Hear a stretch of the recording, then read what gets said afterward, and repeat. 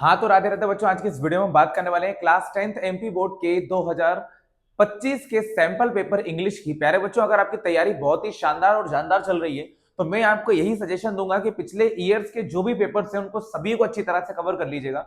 और साथ ही साथ आपको एक और छोटा सा सजेशन रहेगा कि 2025, 2026, 2024, 2023 का जो सैंपल पेपर इंग्लिश का है वो भी बढ़िया तरीके से लगा लीजिएगा, ताकि आपकी तैयारी इतनी परफेक्ट हो जाए कि आप एग्जाम में बहुत ही शानदार मार्क्स लेकर आ सके। वैसे मैं एक ही छोटी सी बात आपसे कहना चाहूंगा, आपने कितनी अच्छी तैयारी कर ली हो, लेकिन अगर आप पेपर को एनालाइज करके देखते हो, प्रीवियस ईयर्स के पेपर को, सैंपल पेपर्स को लगा के देखते हो, तो आपके एग्जाम में बहुत अच्छे मार्क्स आने के चांसेस जो है वो बढ़ जाते हैं। आज के इस वीडियो में मैं आपको 2025 के सैंपल पेपर की ग्रामर जो है वो पूरी तरह से कंप्लीट करके दिखाऊंगा। ग्रामर के साथ साथ पूरे पेपर को एनालाइज करूंगा। 2025 के सैंपल पेपर की हम बात कर रहे हैं, एक एक चीज ग्रामर की जो है वो आपको समझाई जाएगी और आप भी प्रैक्टिस कीजिएगा और देखिएगा कि आपके कितने आंसर जो है वो बढ़िया तरीके से सही होने वाले हैं। आज का मेन टॉपिक रहेगा sample paper 2025 MP board 10th class का। टोटल नंबर ऑफ क्वेश्चंस की बात करें तो टोटल 16 क्वेश्चन आपको पूछा जाता है। पेपर आपका 75 मार्क्स का आता है। अभी हम स्टार्ट करेंगे सेक्शन नंबर सी को, मतलब पहले मैं आपको ग्रामर समझाऊंगा, उसके बाद हम सेक्शन बी, ए और डी पे भी जाएंगे। तो प्यारे बच्चों, सबसे पहले अपन ग्रामर सेक्शन पे चले जाते हैं। मैं आपसे इतना ही कहना चाहता हूं, एक बार आप ट्राई करके देखो कि आपसे कितनी ग्रामर जो है वो आसानी से बन पा रही है। और अगर ग्रामर आप खुद से बन रही है तो समझ जाओ आपके एग्जाम में बहुत अच्छे मार्क्स आ सकते हैं। प्यारे बच्चों, ये बिल्कुल सही बात है। फर्स्ट क्वेश्चन हम पढ़ते हैं, क्या लिखा हुआ है। सबसे पहले लिखा है हर अंकल इज एमएलए। तो प्यारे बच्चों, यहाँ पर हम एन का यूज करेंगे, क्योंकि एमएलए को जब हम प्रोनाउंस करेंगे तो हमको एक वोवेल का साउंड देखने को मिलता है। That's why we have to use an in this sentence. Next लिखा है his grandmother died space cancer. तो यहाँ पे हम ऑफ का यूज करेंगे। प्यारे बच्चों, कुछ बच्चे यहाँ पे फ्रॉम लगा के आ जाते हैं, बिल्कुल गलत है, क्योंकि उनको लगता है कि फ्रॉम का मतलब से होता है, इसलिए हम कैंसर से को हम फ्रॉम कैंसर लिखेंगे तो गलत हो जाएगा। प्यारे बच्चों, कोई भी व्यक्ति कैंसर से नहीं मर सकता, कैंसर की बीमारी से मर सकता है। तो यहाँ पर हम बीमारी को डिस्क्राइब कर रहे हैं, यहाँ पे हम ऑफ का यूज करेंगे। एक डिसीज को डिस्क्राइब करने के लिए हम ऑफ लगाएंगे, ठीक है ना। द ट्रेन हैड, अब यहाँ पे हैड लिखा है, मतलब वर्ब की थर्ड फॉर्म लगी हुई है। और टेंस की बात करें तो प्यारे बच्चों, पास्ट का परफेक्ट टेंस है, मतलब कहानी डायरेक्टली एंटर कर चुकी है पास्ट में, तो आप लोगों को अगला सेंटेंस भी पास्ट में ही लिखना है। The train had left the station before we space there. तो यहाँ पे सही आंसर आ जाएगा प्यारे बच्चों रीच्ड, क्योंकि यहाँ पे रीच तो आ ही नहीं सकता क्योंकि पास्ट की बात हो रही है। तो वर्ब की सेकेंड फॉर्म लगाएंगे, पास्ट परफेक्ट के साथ पास्ट इंडेफिनिट टेंस लिखाता है, तो सही आंसर हो जाएगा रीच्ड। आप हैड रीच्ड भी नहीं लगा सकते। अगला सेंटेंस लिखा है वॉक केयरफुली, ध्यान से चलो नहीं तो तुम गिर सकते हो, ठीक है ना। तो प्यारे बच्चों, यहाँ पे हम और का यूज करेंगे, ध्यान से चल लो या फिर गिर जाओगे, है ना, तो हम और का यूज करेंगे। There are space flowers in this garden. तो यहाँ पे हम मैनी का यूज करेंगे, क्योंकि फ्लावर्स को हम आसानी से क्या कर सकते हैं प्यारे बच्चों, गिन सकते हैं।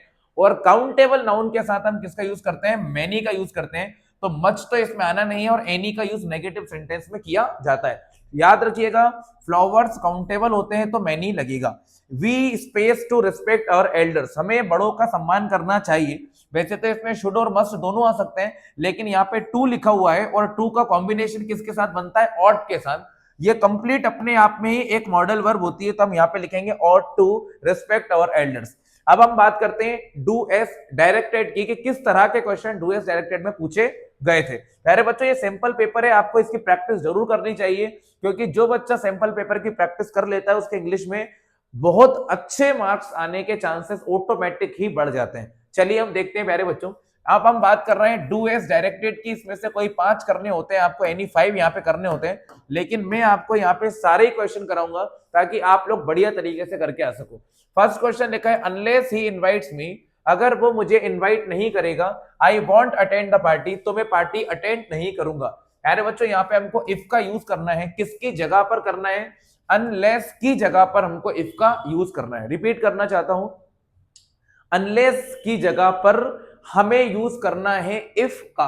तो हम यहाँ पे अनलेस की जगह पर पहले लिख देंगे हम इफ, और फिर हम लिखेंगे प्यारे बच्चों ही। अब आप सब समझदार हो, जैसे ही मैंने अनलेस को हटाया, मतलब अब सेंटेंस नेगेटिव तो रहा ही नहीं। अब प्यारे बच्चों, सेंटेंस में से अनलेस ही हट गया है तो सेंटेंस कहाँ नेगेटिव रहा। अब नेगेटिव नहीं बचा तो नॉट तो लगाना पड़ेगा। तो मैं यहाँ पे देखूंगा एस लगा हुआ है, तो मैं यहाँ पे लिखूंगा प्यारे बच्चों डज नॉट। आपको ऐसे ही याद रखना है ना, रटना नहीं है, सुधीर सर की क्लास में रटने की जरूरत नहीं पड़ेगी। आप लोगों को एस लगा है तो डज नॉट लिखेंगे, एस नहीं होता तो डू नॉट लिखते, वर्ब की सेकंड फॉर्म इनवाइटेड लिखा होता तो डिड नॉट लिख देते। ओके, हम लिखेंगे इफ ही डज नॉट। अब डज नॉट लगाने से ये सेंटेंस के अंदर नॉट आ गया और नॉट आने से अनलेस का मीनिंग भी कंप्लीट हो गया। ठीक है, if he does not invite me, अगर वो मुझे इनवाइट नहीं करेगा, if he does not invite me. अब मैंने इनवाइट में एस नहीं लगाया क्योंकि ऑलरेडी हमने एस यहाँ पे डज में लगा दिया है। If he does not invite me, अगर वो मुझे इनवाइट ही नहीं करेगा तो हम लिखेंगे I want attend the party, तो मैं पार्टी अटेंड नहीं करूंगा। तो प्यारे बच्चों ये हो गया आपका कंप्लीट आंसर यहीं पे। दे हैव मेड टी, प्यारे बच्चों ये हैव लिखा है, वर्ब की थर्ड फॉर्म लिखी है, ये हो गया आपका प्रेजेंट परफेक्ट टेंस, और प्रेजेंट परफेक्ट टेंस को चेंज करना है पास्ट कंटिन्यूअस टेंस में। अब पास्ट कंटिन्यूअस बनाने के लिए सबसे पहले हम यहाँ पे लिखेंगे प्यारे बच्चों दे।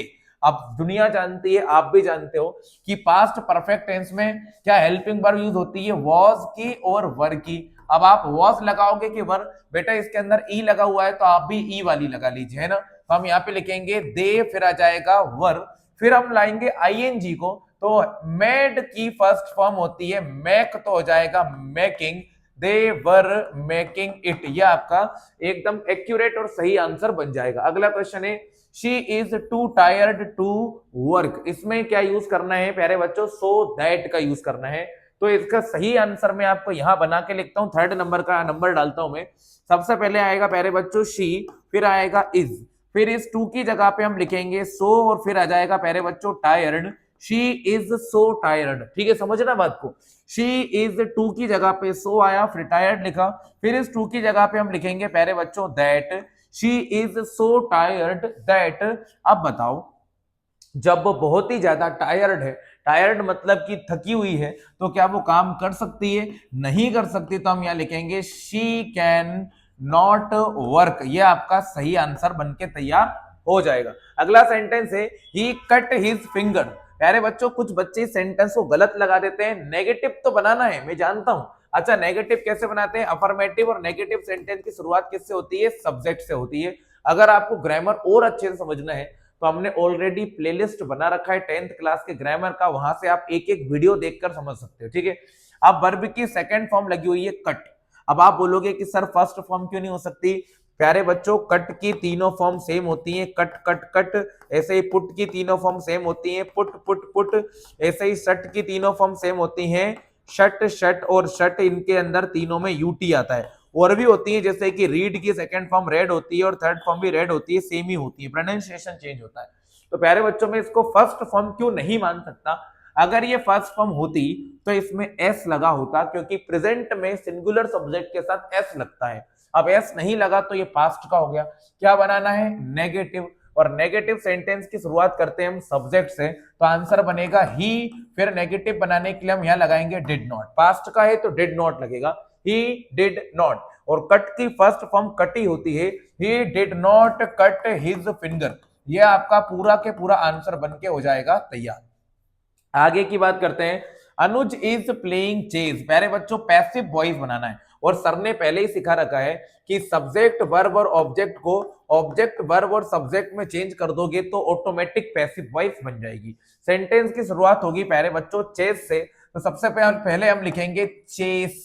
चेस लिखने के बाद हम हेल्पिंग वर्ब लगाएंगे इज, और आप याद रखो आईएनजी वाले की पैसिव वॉइस बनाने के लिए हम यूज करते हैं प्यारे बच्चों बीइंग का, तो आ जाएगा चेस इज बीइंग, फिर प्ले की थर्ड फॉर्म हम यहाँ पे लिखेंगे प्लेड। ये आपका आंसर हो गया, है ना, चेस इज बीइंग प्लेड, फिर आ जाएगा बाय, और फिर हम यहाँ पे लिखेंगे प्यारे बच्चों अनुज। ये आपका एकदम प्रॉपर और एकदम सही आंसर हो चुका है। लास्ट क्वेश्चन और देखते हैं, the boy is my best friend, the boy is standing in the corner. अब यहाँ पे सेम चीज क्या हो गया प्यारे बच्चों, द बॉय, तो ये आप लोगों को किससे कनेक्ट करना है, हु से। हु एक रिलेटिव क्लॉज होती है, तो इसका आंसर क्या बनेगा, मैं लिखता हूं, आंसर बनेगा द बॉय, ऐसे स्टार्ट होगा। ठीक है, the boy who is standing in the corner, ऐसे बनेगा द बॉय। इस द बॉय की जगह पे हु लिखेंगे हम, the boy who is standing in the corner, the boy who is standing in the corner, ऐसे बनता है। देखो ध्यान से बना कैसे रहा हूं समझो, पहले ये द बॉय लिखा, फिर इस द बॉय की जगह पे हु लिखा, फिर इसका आंसर पूरा उतार दिया। The boy who is standing in the corner, comma लगा के लिख देना इज माय बेस्ट फ्रेंड। ये आपका पूरा के पूरा कंप्लीट ग्रामर की बात हो गई है खत्म। प्यारे बच्चों, ग्रामर बहुत ज्यादा जरूरी पोर्शन होता है। अगर यहाँ के 10 नंबर ही मिलेंगे ना तो ही आपके सबसे अच्छे मार्क्स एग्जाम में आ सकते हैं। यहां तक की बात खत्म हो गई है। अब जाते हैं हम सेक्शन नंबर डी के ऊपर और आप इसके आंसर आप खुद ही बताएंगे। पहला question, the bakers are known in Goa as, baker को किस नाम से जाना जाता है? तो प्यारे बच्चों, पैडर की पहचान मिली है। Lencho called post office employees as, Lencho ने पोस्ट ऑफिस के एम्प्लॉइज को कहा है, तो याद रखो अ बंच ऑफ क्रुक्स, ये आएगा। What food did the seagull's mother get for it, seagull की मदर उसके लिए क्या फूड लेकर आती है? तो प्यारे बच्चों इसमें आएगा फिश। एने फ्रैंक्स की डायरी का नाम क्या है? तो याद रखो किटी एने फ्रैंक की डायरी का नाम है। नीचे ऑप्शंस दिए हुए हैं तो आप आंसर में क्या लगा लोगे प्यारे बच्चों? किटी आंसर आपको लगा लेना है। एने फ्रैंक ने अपनी डायरी का नाम क्या रखा था? किटी रखा था। ये हो गया आपका कंप्लीट सेक्शन नंबर डी के एमसीक्यूज। अब बात करते हैं, आपको पेपर में ये एक्सट्रैक्ट पूछे जाते हैं, 3-3 नंबर के 2 एक्सट्रैक्ट। एक एक्सट्रैक्ट आपको फर्स्ट फ्लाइट के चैप्टर्स में से आता है और एक एक्सट्रैक्ट आपको पोयम वाले सेक्शन में से भी पूछा जाता है। यहाँ पे जो आपके सामने एक्सट्रैक्ट लिखा है वो पूछा गया है आपको वल्ली वाले चैप्टर से। तो प्यारे बच्चों, चैप्टर का नाम है मैडम राइट्स द बस और इसके राइटर का नाम वल्ली कान्हा है। तो पहला क्वेश्चन है, what was Valli's favourite pastime, Valli का फेवरेट पास टाइम क्या था हमको बताना है। Standing at the front doorway, standing at the back door, standing at the park, standing at balcony. तो वल्ली का फेवरेट पास टाइम था standing at the front doorway. ये इसका आंसर यहीं कहीं ढूंढना, देखो ये लिखा है standing at the front door, है ना, ये आंसर हो जाएगा। अगला question, the source of unending joy for Valli was to watch, Valli के लिए अनएंडिंग जॉय कौन थे, है ना? वल्ली के लिए अनएंडिंग जॉय मतलब कभी खत्म ना होने वाली खुशी कौन थे? तो watching the street gave her many new unusual experience, the most fascinating thing all was the bus that traveled between her village and nearest town। प्यारे बच्चों, इसका आंसर मिल जाएगा आपको, ये लिखा हुआ है वल्ली के लिए अनएंडिंग जॉय पता है क्या थी? नए नए यात्रियों को देखना। ये बी वाला आंसर आपको मिल गया। अगला क्वेश्चन है, the bus passed through her street each hour, क्या बस हर घंटे वहां से निकलती थी? तो प्यारे बच्चों, इसका आंसर है सही, बिल्कुल ट्रू है, हर घंटे बस वहां से गुजरती थी। ठीक है, हो गया। अगले वाले क्वेश्चन को हम देखेंगे, बिल्कुल ध्यान पूर्वक तरीके से देखिएगा और बताइएगा कि कौन से चैप्टर से लिया गया है। तो प्यारे बच्चों, स्टार्टिंग करते हैं। If strolling fourth a beast you view whose hide with spots is peeped, as soon as he has leapt on you, you will know it is the leopard। तो प्यारे बच्चों, ये लिया गया है how to tell wild animals chapter से। अब पहला वाला क्वेश्चन यही है कि किस पोयम से इसे लिया गया है? तो इसे लिया गया है how to tell wild animal poem से। ये आपको लगा देना है। इसमें किस एनिमल को डिस्क्राइब किया गया है? तो ये आपका आंसर लिखा हुआ है, इसको में लेपर्ड को डिस्क्राइब किया गया है। अगला क्वेश्चन पूछा है कि बीस्ट का मतलब क्या होता है? तो प्यारे बच्चों, बीस्ट का मतलब होता है एनिमल। तो हम यहाँ पे सही आंसर क्या लगा देंगे? एनिमल टिक लगा देंगे। ये हो गई ये पूरी कंप्लीट दमदार तरीके से प्रैक्टिस इस चीज की। तो खत्म प्यारे बच्चों। आगे की बात करते हैं, क्या आपसे पूछा गया है। क्वेश्चन आंसर बहुत ही सरल पूछे जाते हैं एग्जाम में। क्वेश्चन आंसर में आपको कहीं से कहीं तक कोई भी प्रॉब्लम नहीं आती। मैं एक बार आपको रिपीट करना चाहता हूं ताकि आप बढ़िया तरीके से कर पाओ। पहला question, what did Lencho hop for. अब लेंचो हॉप्ड फॉर वाला क्वेश्चन आपको कहां मिलेगा? इसके पीडीएफ अगर आपको चाहिए तो आपको हम पीडीएफ भी प्रोवाइड कर देंगे। चैनल को सब्सक्राइब कर दीजिएगा बस आप लोग, तो आपको सारी चीजें मिल जाएंगी। ये क्वेश्चन है आपका, what did Lencho hop for, Lencho hopped for heavy rain और एटलीस्ट अ शावर। ये क्वेश्चन बनेगा। He wished a good harvest for his ripe corns। ये क्वेश्चन आपका कंप्लीट हो जाएगा। इसके बाद हम बात करते हैं प्यारे बच्चों, What compelled the young seagull to finally flew। ये आपको मिलेगा थर्ड वाले चैप्टर में, मतलब यंग सीगल वाले चैप्टर में। इसका आंसर आपको आसानी से मिल जाएगा। ये मिल जाएगा आपको, What compelled the young seagull finally fly। ये क्वेश्चन आपको कंप्लीट कर लेना है। और अगर आपको चाहिए कि क्वेश्चन आंसर का पीडीएफ चाहिए तो पीडीएफ भी आपको प्यारे बच्चों हम प्रोवाइड कर देंगे। ये सारे क्वेश्चंस आपको हमारे नोट्स में मिल जाएंगे। अगर आपको इनके पीडीएफ चाहिए तो मैं इन सभी के पीडीएफ जो है वो आपको प्रोवाइड कर दूंगा। बस आपको चैनल को सब्सक्राइब करना है और हमारे टेलीग्राम चैनल से आप जुड़ जाइएगा, तो आपको सारे क्वेश्चन आंसर आसानी से मिल जाएंगे। देखो 2 नंबर के 6 क्वेश्चन आते हैं, 2-2 नंबर के 2 क्वेश्चन आपको पोएम के आते हैं, 2-2 नंबर के 2 क्वेश्चन आपको फुटप्रिंट वाली बुक में से आते हैं, 3 नंबर का एक क्वेश्चन फर्स्ट फ्लाइट के चैप्टर से आता है, 3 नंबर का एक क्वेश्चन आपको पोयम का पूछता है और 3 नंबर का एक क्वेश्चन आपको सेकंड वाली फुटप्रिंट बुक से पूछ लेता है। अब हम बात करते हैं सेक्शन नंबर बी की। तो प्यारे बच्चों सेक्शन नंबर बी में सबसे पहले पूछा जाता है आपसे नोट्स और टाइटल। तो प्यारे बच्चों नोट्स और टाइटल का पहले से ही मैंने एक वीडियो बना दिया है, मैं आपसे रिक्वेस्ट करूंगा कि उस वीडियो को जाकर जरूर देखें ताकि आपको नोट्स टाइटल बनाना भी आ जाए। अब हम बात करते हैं क्वेश्चन नंबर 3 की। तो प्यारे बच्चों क्वेश्चन नंबर नोट्स टाइटल के बाद आपको एक एप्लीकेशन पूछी गई है। एप्लीकेशन का टॉपिक आपको रखा गया है बुक बैंक। तो बुक बैंक वाले टॉपिक पे आपको इसे लिखना रहेगा ना। मैं आपको एक बार दिखा देता हूं किस तरह से आपको एग्जाम में कंप्लीट करके आना है। ये हो गई आपकी बुक बैंक की एप्लीकेशन। अगर आपके पास नहीं है तो आप यहीं से देख लीजिएगा, तो आपका काम आसानी से हो जाएगा। फॉर्मेट भी आप फॉलो करोगे तो आपको मजा भी आएगा और आप एग्जाम में बढ़िया तरीके से करके आओगे। वैसे तो एग्जाम के लिए बहुत ही ज्यादा जरूरी है प्यारे बच्चों।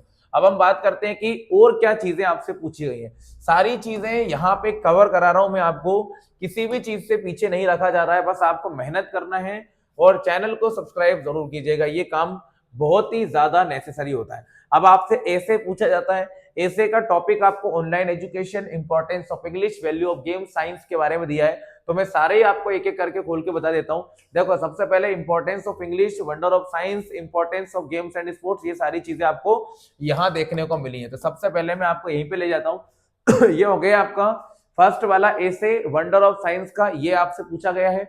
इसके अलावा आपसे एक और ऐसे पूछा गया है importance of games and sports. उसके बाद में आपसे पूछा गया है इंग्लिश लैंग्वेज का। तो इंग्लिश लैंग्वेज भी मैं आपको बता देता हूँ प्यारे बच्चों, वो भी आप अच्छे से कंप्लीट कर लोगे तो आपका काम तो हो ही जाएगा। ये हो गया आपका इंग्लिश लैंग्वेज वाला टॉपिक भी पूरा कंप्लीट। ये ऐसे की बात भी हमने कंप्लीट कर ली है। अब बात आती है अनसीन पैसेज कौन से करें। तो प्यारे बच्चों हम डेली लाइव क्लास ले रहे हैं, शाम को 7 बजे से स्टार्ट करते हैं। तो 7 बजे से लेके तो 9 बजे तक हमारी लाइव क्लास चलती है। उस लाइव क्लास में हम बिल्कुल लेटेस्ट अनसीन पैसेजेस उठाते हैं जो कि आपके एग्जाम में 100% पूछे जाते हैं। तो मैं आपसे यही रिक्वेस्ट करूंगा कि शाम को 7 से 9 की जो क्लास है वो जरूर अटेंड करें। इससे आपको सारी चीजें अच्छी तरह से और अच्छे कंटेंट में मिलती चली जाएंगी। अगर वीडियो अच्छा लगे तो प्लीज वीडियो को लाइक कीजिएगा, चैनल को सब्सक्राइब आप जरूर कीजिएगा। जय श्री महाकाल, मिलते हैं आपसे अगली वीडियो।